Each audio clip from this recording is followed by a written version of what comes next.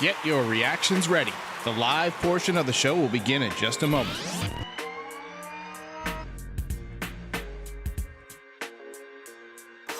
It's Thursday, August 24th, and the Yankees were taking on the Nationals, trying to make it 2 wins in a row.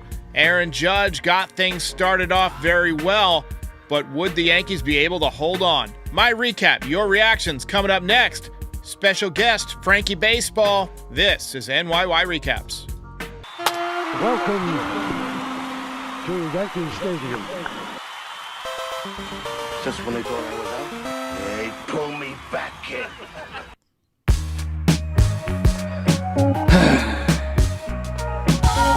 How's it going, everybody? Joining me is Frankie Baseball. I was working on the Foul Territory show this afternoon, so I had one eye on the ball game. I had Frankie working on the highlights diligently. It was looking for a little while like we were going to have a fun show, Frankie, but ultimately came down to Tommy Kahnle. Yeah, I will give this team a lot of credit. They always find a way to lose games in the most heartbreaking fashion. Whether it's, blowing a huge lead in the ninth, whether it's getting, 2 runners on, bottom of the ninth, Bader hits one all the way to the track. They always find a way. If I wasn't a Yankee fan, I would think it's really impressive. But since I root for them, I just find it annoying as hell. I did happen to look up at one point and catch the base running mistake. Higashioka was on second base, ground ball to shortstop. The rule in baseball is at you or behind you. Yes. You go back, right? And he took off for third and got thrown out. So another base running mistake. I'm just going to give a quick rundown of the main takeaways from the game. And Frankie and I just decided we're just going to talk about anything but baseball today. So Aaron Judge hit another home run. He's got 28.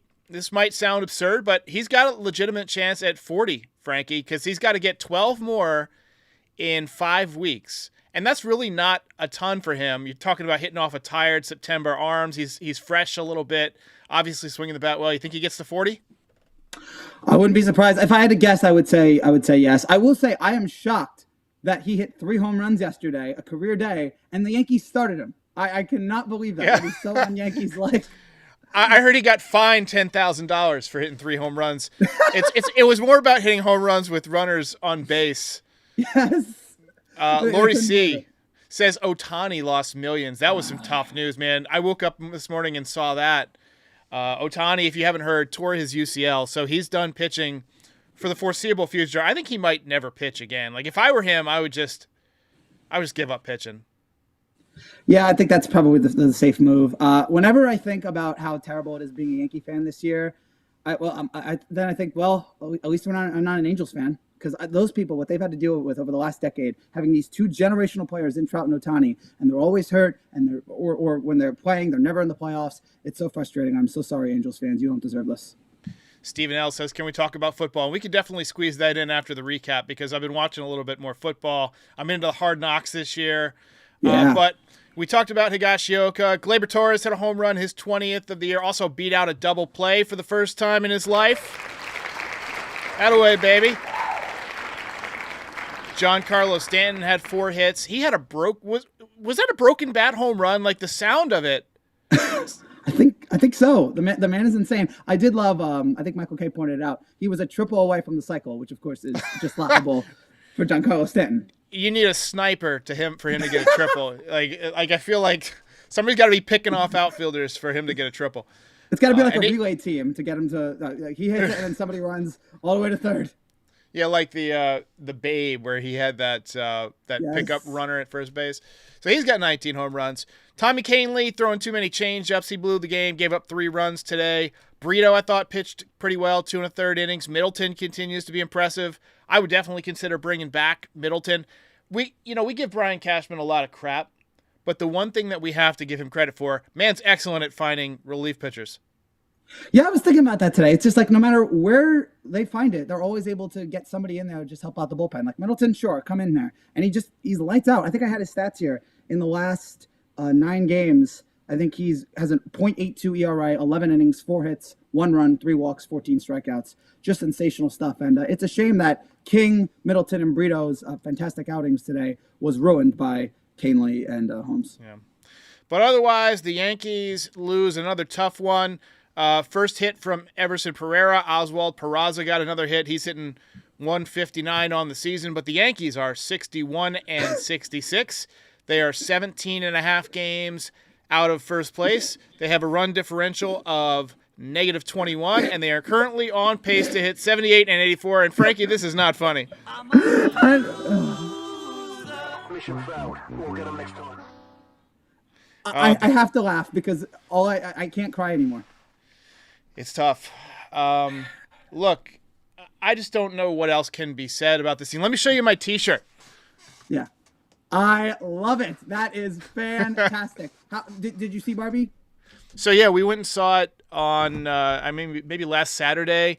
So it was more my wife's style of movie, but I thought there were some good jokes. I thought Ken's job just being Beach was hilarious. I was like, oh my God, I got to search for Beach on Indeed.com. I thought, it was maybe a little bit long for me. It was like 2 hours. Have you seen it? I have not, but I have two sisters, and they went with all their friends. And for the most part, it was positive reviews. Not, I think they were expecting like the greatest movie of all time, and it just turned out to be good, and so they were a little disappointed by that. Yeah, it was all right. I wouldn't say it was even in competition for the greatest on my list, but it was. It was funny, and I enjoyed Will Ferrell. Will Ferrell's like a can't miss most of the time. But yeah, I wanted to say that I saw Barbenheimer in the, Yes. I experienced Barbenheimer summer, so I decided to go. What else is new, Yeah. Frankie? Nothing much. It's just other than watching this team, we are getting ready for football here in the next couple of weeks. Let's talk football. Let's talk football. I am excited about this Jets season. The Rodgers dynamic is fascinating to me. How is he going to handle the media? How is he going to handle, all this pressure that's on him? Because, it's been a long time, probably since the third Sanchez year, probably 2011, that Jets fans were this excited about a season, that they had this much hype and anticipation around them. So I'm kind of a new when it comes to football. I'll watch the Super Bowl. I'll watch a couple of playoff games, but I'm not one of those people who studies the rosters or any of that stuff. Otherwise, I would probably have NYJ or NYG recaps just because I feel like it would be fun to do, once a week. But I do find the whole Rodgers to the Jets thing fascinating because don't they have another quarterback that they drafted 2 years ago, Zach Wilson? Yes, and he sucks. So why is he still on the team then? Because he makes a lot of money. He was a first-round pick. I have no idea. I want somebody to answer that for me because I thought for sure after last season that they'd just try to get rid of him, but for some reason, he's still out there. How long is Rodgers signed for? I believe 2 years. I think that's what it is there, and I expect him to play. I expect him to have 2 seasons, probably not 3, but I guess it depends on how these first 2 seasons go. I am nervous though because, as many have pointed out, this is not the first time the Jets have drafted or the Jets have acquired an old veteran Green Bay Packers Hall of Fame quarterback to join them. And I remember being 10 years old and being so excited that Brett Favre was coming to the Jets and thinking, this is it, we're going to win a Super Bowl. And then I think they were 7-3. They were the #1 seed. And then he got injured. It fell apart. I don't think that's going to happen here with Rodgers, but I have my concern. So I was listening to Eli Manning on the Manning cast the other day, and he was in the Yankees booth.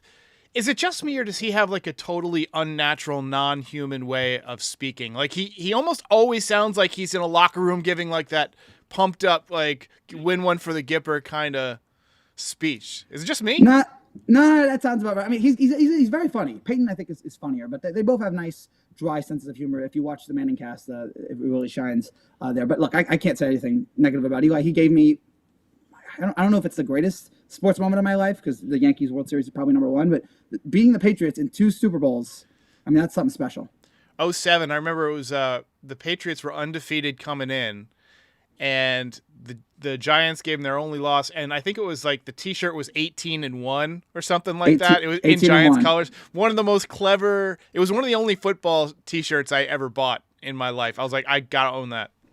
I remember being 9 years old, and after the NFC Championship game, I bought a Giants NFC Championship shirt and hung it in our classroom in 4th grade, and I just hung it outside so that people could go buy it every week. And I was just hoping anything, just for some good luck, and it brought it. And I've sat next to somebody in class who was a big time Patriots fan and was sure that the Patriots were going to win that game. And boy, I absolutely gave it to him on Monday, and it was glorious.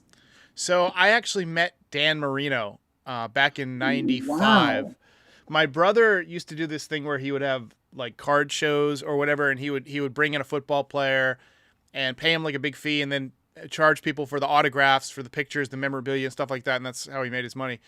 And I got to hang around one day, and this was right around the time Ace Ventura came out, so I was like a huge Ace Ventura fan. And hi, Dan.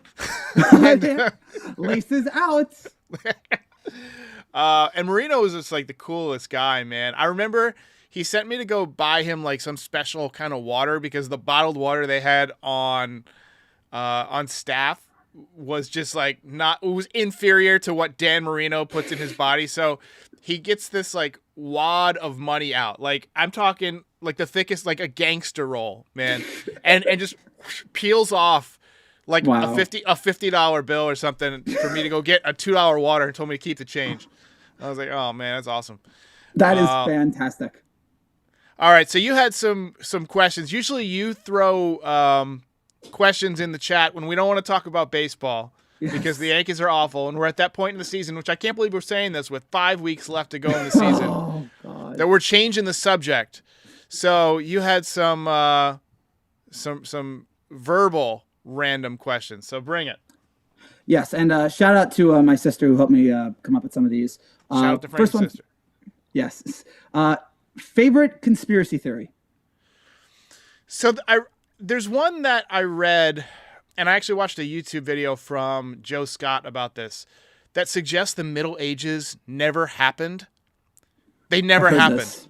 So like apparently there was some dictator who wanted to be like the king at a certain year, so he just changed the calendar and made up a bunch of history over like 2 centuries of history that never apparently happened. I don't know the specific details, but I just find that one somewhat believable because like that seems like the type of thing, like living in the world we live in today where people just like make stuff up like that. Who's that congressman that just like made up? He's like, oh, I was the frickin' president of Harvard and a volleyball star and whatever. Like people just makes like I could see somebody like that doing that, you know? Yeah, and it's not like we couldn't document it like we did back then. So you could just skip ahead a couple hundred years and no one would tweet it out like, hey, it's weird, like we moved ahead the calendar, like no one would say that. What's your favorite conspiracy theory?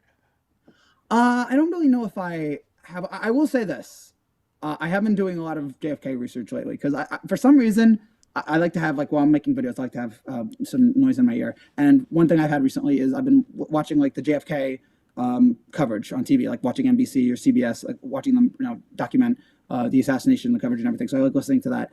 And I've done some research on it, and I'm not willing to say it's totally, 100%, but it's not the most unrealistic thing that, maybe the government or the mafia was involved. I know that I believe Oswald, when he was on driving from the theater to the jail, said, "I'm a patsy."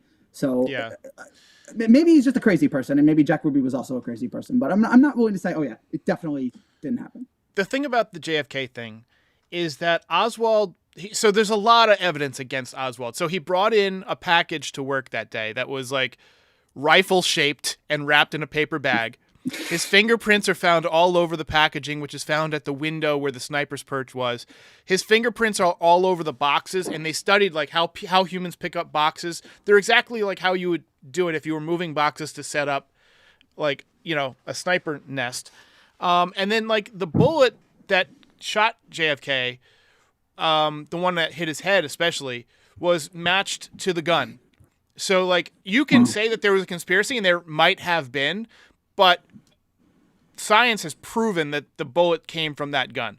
So like you could say it was somebody else in the window, and then it gets like it's like, well, then why is Oswald's prints all over everything? Yeah. I also think there's another thing that I've considered that I think makes a lot of sense, that is totally out there, and I've never heard anybody put this forward, but it's something that I thought about.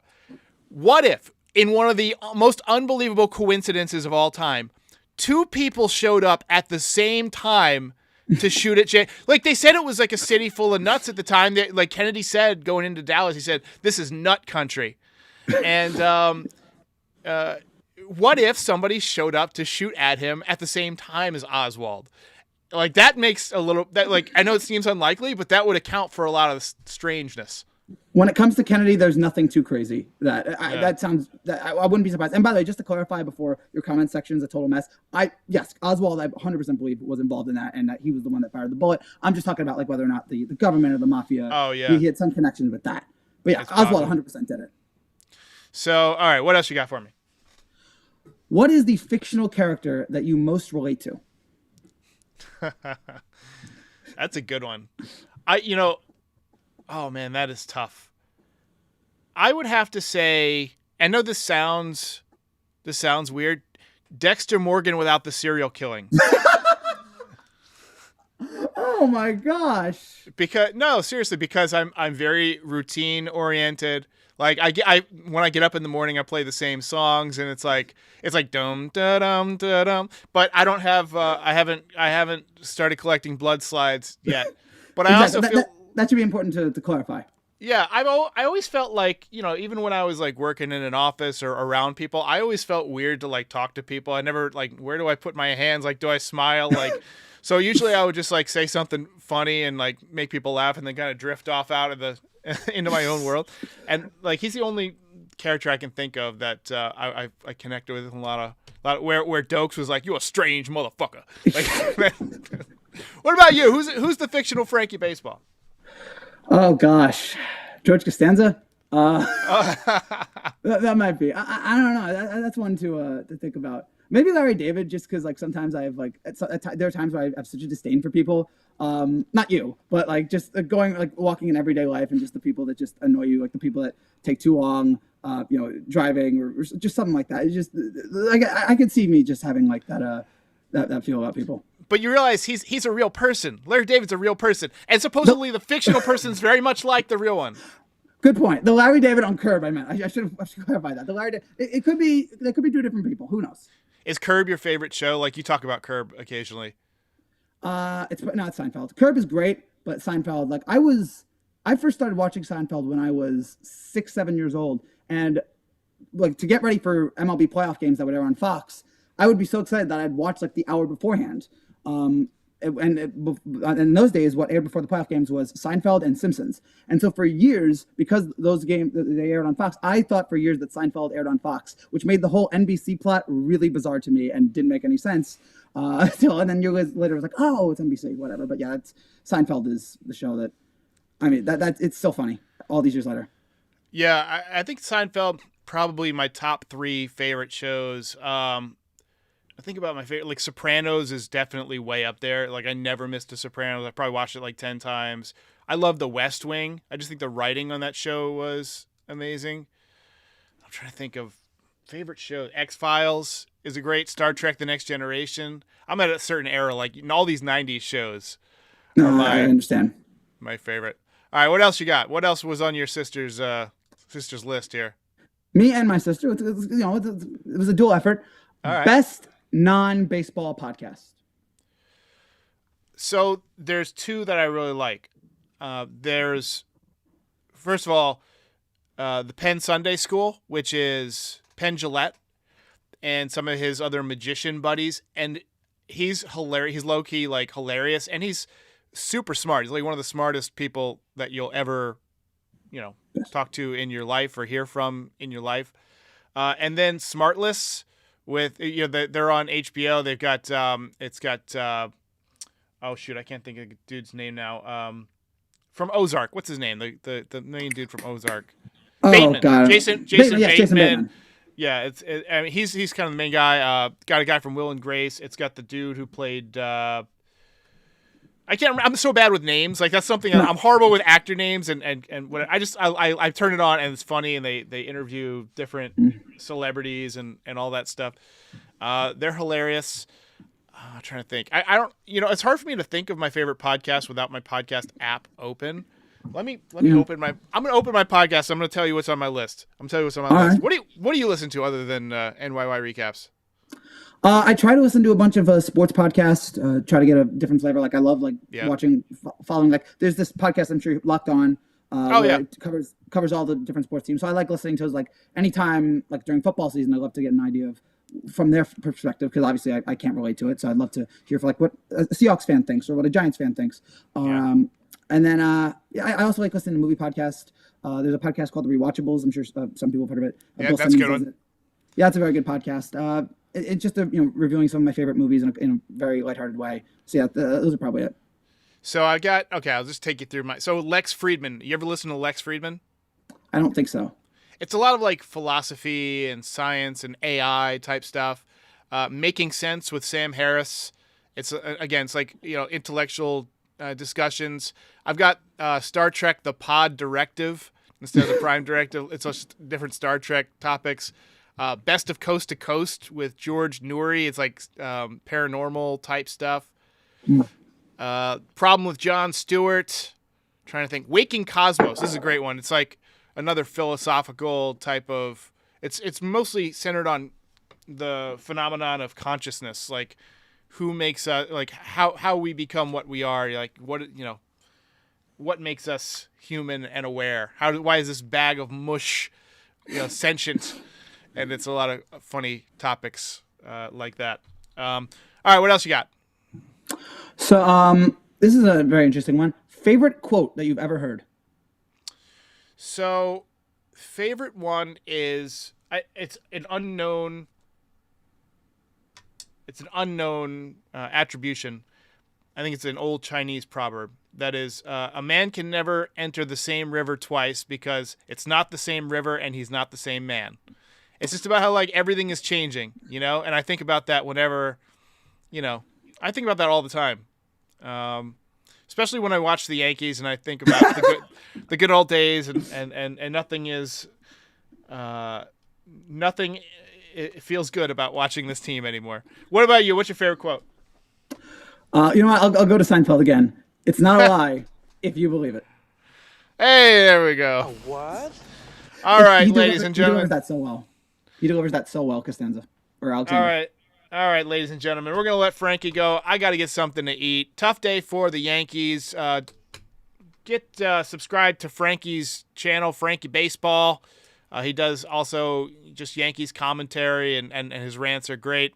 Frankie, any final words? How many more games, Derek? Like 52, 50? 52? No, I think it's like 37 or something For some like reason, that. Thank God. It felt a lot longer. It felt like 52. 37 more games, and I'm not looking forward to these last 5 weeks.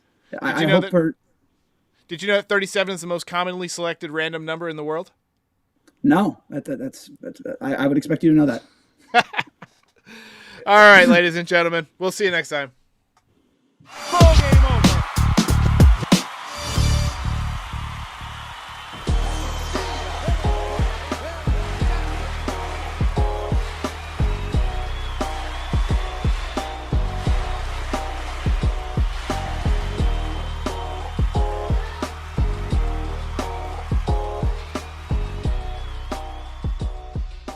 Most impressive.